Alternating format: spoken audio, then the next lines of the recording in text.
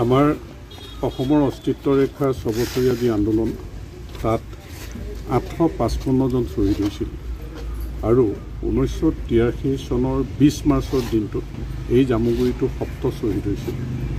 গতিকে আমাৰ শ্বহীদ দিৱস যিহেতু 855 জনৰ একেলগে ৰাজ্যিক ভিত্তিত সদৌ অসম ছাত্ৰ সন্থাকে ধৰি জাতীয় সংগঠনসমূহ বা যিখিনি সংগঠনে পাতি আহিছে যে 10 ডিচেম্বৰ দিনটোত সকলো শ্বহীদক স্মৰণ কৰি পেলাই শ্বহীদ দিৱসটো উদযাপন হৈ আহিছে।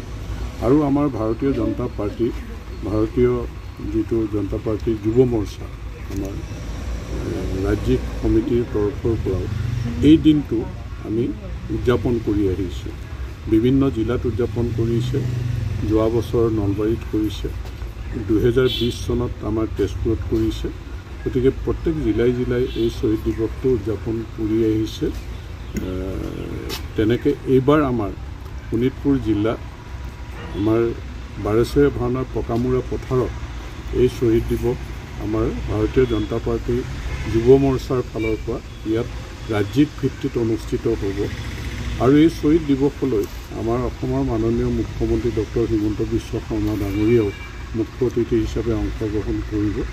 আৰু আমাৰ দলৰ ৰাজ্যিক সভাপতি ভৱেশ কলিতা ডাঙৰীয়াকে ধৰি বহুকেইজন অতিথি আমাৰ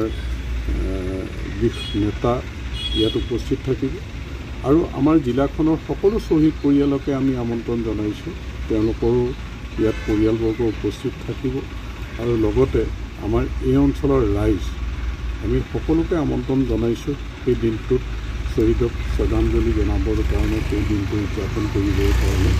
গতিকে বাৰেচৰীয়া ভাওনাৰ ঐতিহ্যমণ্ডিত বাৰেচৰীয়া ভাওনাৰ পকামূৰা পথাৰত এই 10 ডিচেম্বৰ দিনটোত আমি সকলোৱে মিলি শ্বহীদৰ প্ৰতি শ্ৰদ্ধাঞ্জলি জনাম আৰু সেই অনুষ্ঠানটো সুন্দৰকৈ উদযাপন কৰিবৰ কাৰণে সকলো ৰাইজে, যিটো আমাৰ শ্বহীদ পৰিয়ালৰ লগতে নিৰ্যাতিত লগতে অসম আন্দোলনত জড়িত সকলোৱে সহযোগিতা আগবঢ়াব।